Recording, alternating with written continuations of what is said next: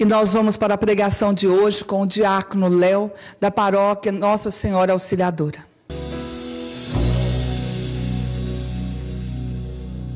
Bom dia a todos os telespectadores desse programa tão abençoado, Tudo é do Pai.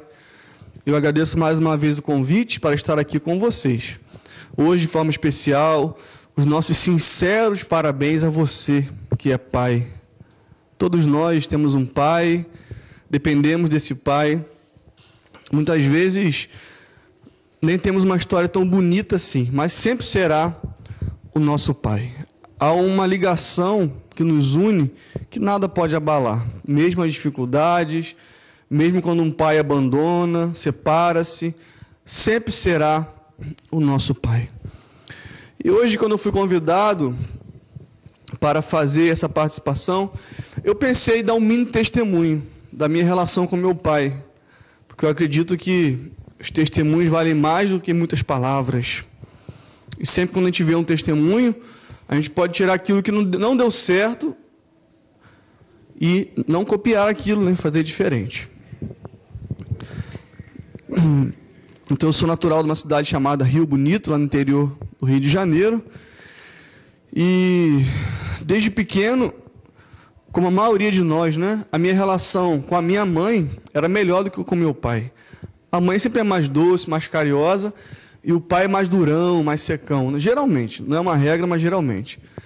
Tanto é que, às vezes, a gente vai pedir uma coisa para o pai, a gente pede a mãe para falar, não é verdade? Mãe, pede dinheiro lá para o papai. Mãe, pede aquilo para o papai. E eu também era assim, não era diferente. Meu pai tinha o costume de ficar, muitas vezes, no bar com seus amigos, bebendo. E eu cresci assim. Não é que meu pai fosse horrível, mas faltava aquele afeto, aquele carinho, aquele diálogo que todo filho espera. E eu tive muito mais contato com minha mãe do que com meu pai. E comecei minha adolescência, conheci as coisas da vida, sair, divertir. E o pai, sempre aquela figura meio que apagada na família. Estava ali, mas poderia ser bem melhor, meus irmãos. Eu creio que muitas vezes também é assim com você. A ponto que nós temos até medo do nosso pai, às vezes, né? E muitas vezes até a mãe fala assim, olha, vou contar para o seu pai, hein?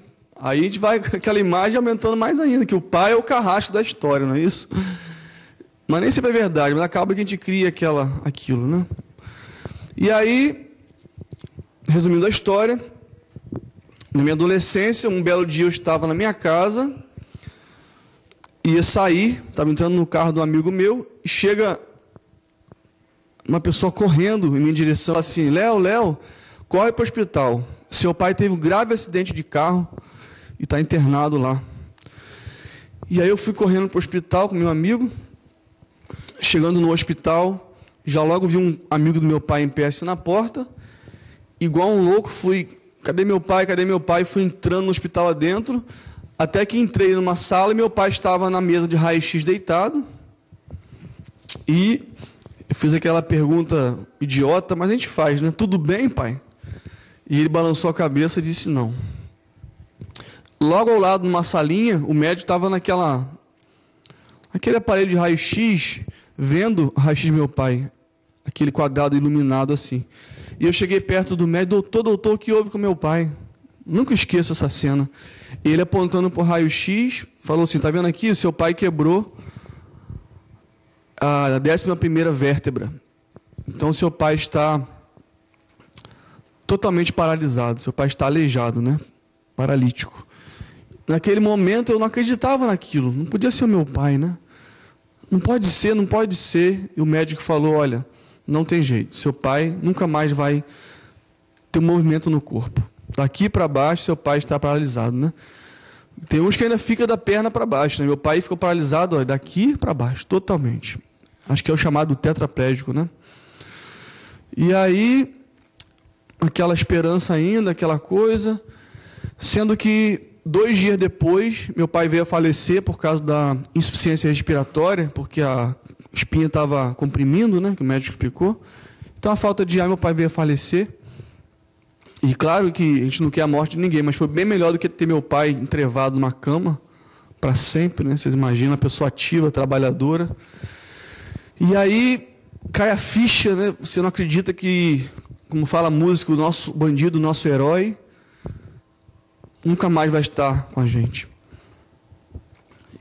E logo depois teve, então, o velório. Muito difícil aquilo tudo, né? Você já perdeu um parente, sabe como é difícil. E eu lembro que eu escrevi numa folha de papel, muitas vezes assim, eu te amo, eu te amo, eu te amo, eu te amo, eu te amo, e coloquei dentro do caixão do meu pai.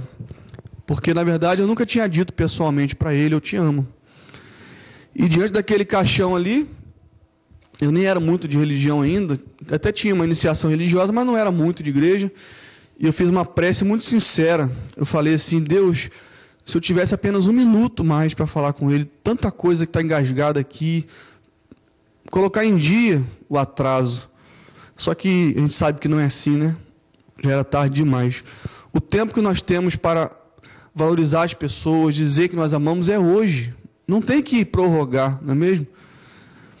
E então, eu fui perceber, naquele momento, que eu perdi muito tempo realmente. E aquele ditado que a gente ouve é pura verdade.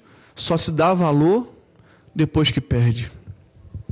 Então, gente, eu nunca tinha dito eu te amo para o meu pai, sabe? É muito difícil perder um pai assim. Eu era adolescente, tinha 14 anos, eu acho. Você saber que aquela pessoa nunca mais vai estar presente. Então, Dia dos Pais hoje, para mim não é difícil porque eu já superei isso. Eu sei que a vida é um ciclo. Daqui um dia eu vou também, todo mundo vai. Mas, lógico, como eu gostaria de ter meu pai presente nesse dia de hoje. Você, então, primeiro, que é filho, olha a chance que Deus te dá hoje. Manifeste o seu carinho aí para o seu pai, vai. Tira esse coração de pedra.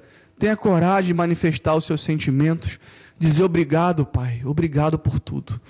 Mesmo que o teu pai tenha te abandonado, não sei, te decepcionado, ele é o seu pai. Reze por ele. Vele por ele. Agora, você também que é pai, que me assiste, a mesma coisa. Seja presente na vida do seu filho, ame, manifeste o seu carinho. Aquilo que meu pai muitas vezes não fez comigo, você que me ouve agora, tem a chance de fazer. Quanto tempo você não bota o seu filho no colo, não pega o seu filho, vamos sair com seu pai para fazer um lanche, conversar, passear, não sei. Uma coisa é certa, pai, e você tem uma função importantíssima na criação do seu filho.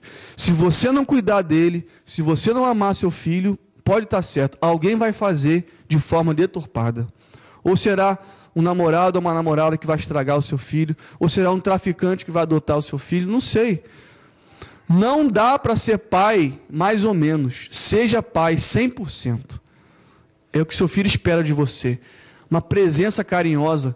Tira essa imagem de durão que dá medo no seu filho. Ame seu filho, beije seu filho, se divirta com ele. Que nesse Dia dos Pais, então, cada um possa fazer um exame de consciência, seja os filhos ou seja os pais, e ver onde pode melhorar. Eu peço, não seja tão bobo como eu fui, de esperar ver meu pai no caixão frio, para poder tentar recomeçar, valorizar mais. Hoje é o tempo. Perdoe seu pai por algum deslize, alguma decepção. E você, pai, também. Seja um pai presente. Mesmo se você for separado da tua esposa, da tua primeira esposa, né? Seja presente com o teu filho. Valorize. Cuide. Se preocupe. Esteja sempre com ele.